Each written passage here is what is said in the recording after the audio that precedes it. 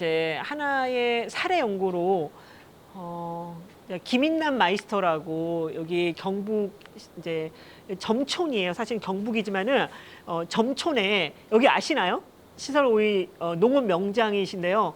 이제 여기에 이 조금 놀라운 거는 이분이 이제 제식 밀도 이제 굉장히 이제 평당 8주 보통 이렇게 많이 하시더라고요. 평당 8주로 많이 하시는데 이게 이제 일조가 낮아지면 이게 어떻게 이제 더 일조가 괜찮을 땐 괜찮은데 일조가 낮아지는 시기는 아니에요. 수확을 5월 하순에서 6월 초까지 하니까 일조가 낮아지는 시기는 아니어서 괜찮은데 겨울에 출하하는 경우에는 이게 이제 제식 밀도에 대한 연구가 많이 없어요. 그래서 요거에 대해서는 사실은 좀 고민을 해봐야 되지 않나. 겨울 출하일 때는 일조가 낮을 때는. 그렇지만 이 집은 이제 평당 8주 해서 재배를 하시고 이 두둑 높이 보세요. 그리고 여기 사이에 볏짚을 깔아요. 볏짚을 깔기 때문에 여기서 이제 하엽 제거하고 이런 것들이 금방 말라요. 이게 라이그라스를 재배해가지고 이거를 이제 갈아엎어요. 한 3m 정도 높이에서. 그러고는 여기에다가 볏짚 깔고 이렇게 두둑 높이 굉장히 높게 해서 정식을 하시는 분이에요. 이게 제염을 하기 위해서 아까 제염 얘기했잖아요. 한 달간 물 흘려보내기, 그 다음에 녹비 재배를 해요. 근데 이제 한 달간 물을 흘려보내는데 내온실은 또 아닐 수도 있어요. 정답이. 그렇죠? 이게 지하 수위가 높은 경우는 물이 다시 차오를 수 있어요. 이런 거. 그다음에 녹비 재배는 수단그라스를 재배하시는데 1000평당 10kg를 뿌려서 이상 나오는 시기. 그러니까 이게 초장 3m 할 때 경운을 해요. 그다음에 이게 이제 토양병과 선충을 억제하기 위해서. 그러면은 이런 것들을 같이 갈아엎으면 도대체 선충에 뭐가 좋냐라고 하면 토양에도 유익균이 있잖아요. 그 유익균의 에너지원이 돼서 이런 선충을 억제할 수가 있고, 그다음에 볏짚 6톤을 이제 볏짚을 600kg. 시바르당 300평당 600kg을 굉장히 많이 넣는 거죠. 이렇게 해서 경운을 합니다. 볏짚을 투입해서 경운을 하고, 그다음에 고랑이 아까 볏짚 깐 거 보이시죠? 볏짚을 깔아서 저겹된 잎이 쉽게 마르도록 한다.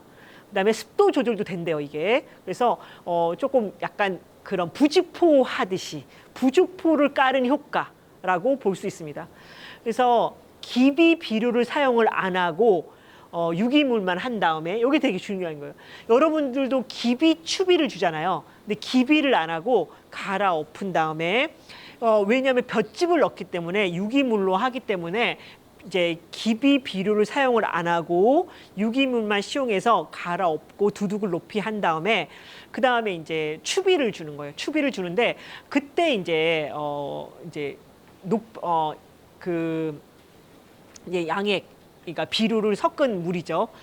그래서 이제 요거를 이제 주게 되는 건데요. 관비를 하는 거죠. 관비 재배를 하시는 거예요. 관비 재배를. 여러분 관비는 하시나요? 혹시? 관비로 하지 않죠. 추비, 기비 다 주시죠. 예. 예. 그래서 요게 이제 그러면은 이 추비를 양액처럼 주는 거예요.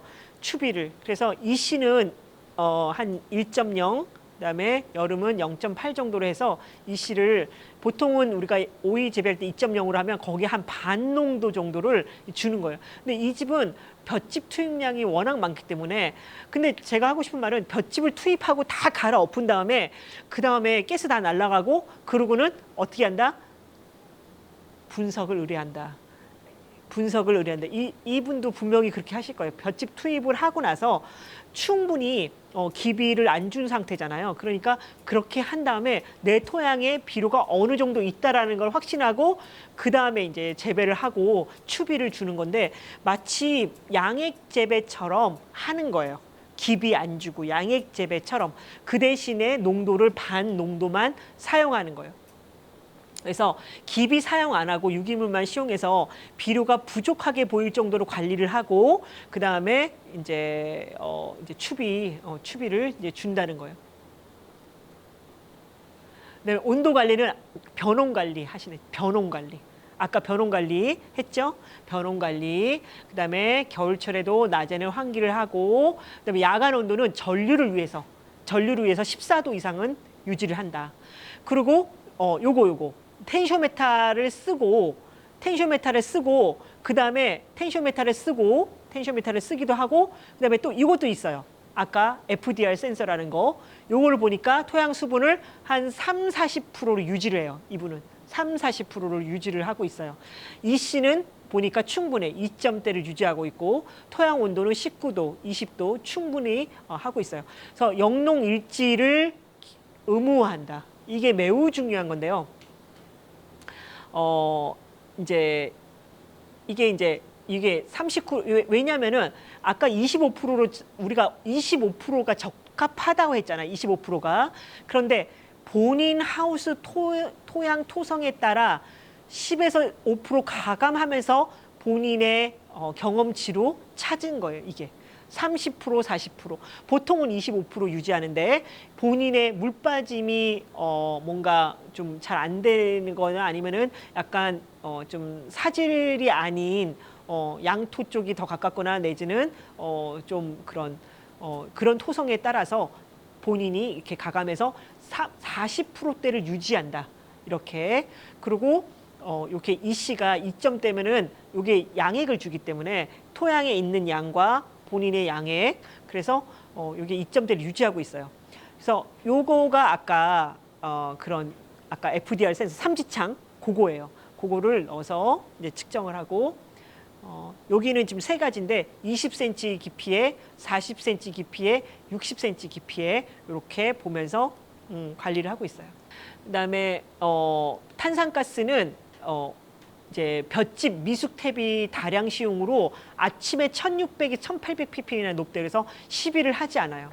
광 관리는 이제 육묘장에서 묘를 인수한 후에 이제 집중적으로 단단하게 묘를 유지하는 거. 단단하게 유지한다는 거는 너무 많은 이제 물을 준다든지 너무 그렇게 아주 이제 조금 건조하게 기르면서 단단하게 키우는 거예요. 육묘장에서 물을 가져와서 너무 가범무하게 덥게 막 온도를 너무 높게 이렇게 하지 않고 좀 물도 좀 줄이면서 광량도 조금 이렇게 조금 이제 줄이면서 단단하게 키우는 묘 순화 작업을 한 다음에 심는다. 그다음에 병해충 관리, 이거는 일단 너무 밀식하지 않게 하고 약제 살포를 하고 다른 사람보다 절반만 하는데, 요게 이제 조금 이제 습도 관리를 좀 잘 하니까, 그다음에 잿빛 곰팡이가 잘 안 생긴대요. 이제 습도 관리, 아까 볏짚 깔은 것도 괜찮은 것 같아요. 그게 습도 관리. 그다음에 녹균병은 이제 방제를 하고요.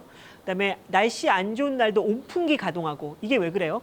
습도 유지하기 위해서 이제 공기가 치환되면 온도가 낮아지잖아요. 문을 열어서. 그러다 보니까 온풍기를 가동할 때가 있다. 낮에 환풍하고 습도 조절 때문에. 그래서 세공기 순환으로 병원균 밀도를 낮춘다. 예. 이런 것들이 이제 이분의 그거고요. 그다음에 약간 이제 다 수확을 목표로 했을 때 제식 주수와 그다음에 주당 수확 과수인데, 보통은 우리가 지금 10아르당 보통 7, 8톤 정도 되죠. 이 정도 되나요? 7, 8톤? 보통은 10아르당 300평당 한 7, 8톤 되죠. 지금은 한 요 정도 되나요? 요 정도 되는데 이제 10아르당 2,000주냐 2,500주냐, 그냥 이거는 3,000이냐 4,000이냐, 이거는 이제 목표 수량을 얼마로 한다고 했을 때 과중이 얼마일 때 얼마를 따야 되냐, 몇 주를 심어서 몇 주를 따야 되냐라고 하는 그냥 레퍼런스 같은 거예요. 참고 같은 건데, 여러분들이 조금 수량을 늘려야 된다라고 했을 때 이렇게 좀 참고하시면 좋을 것 같습니다. 예.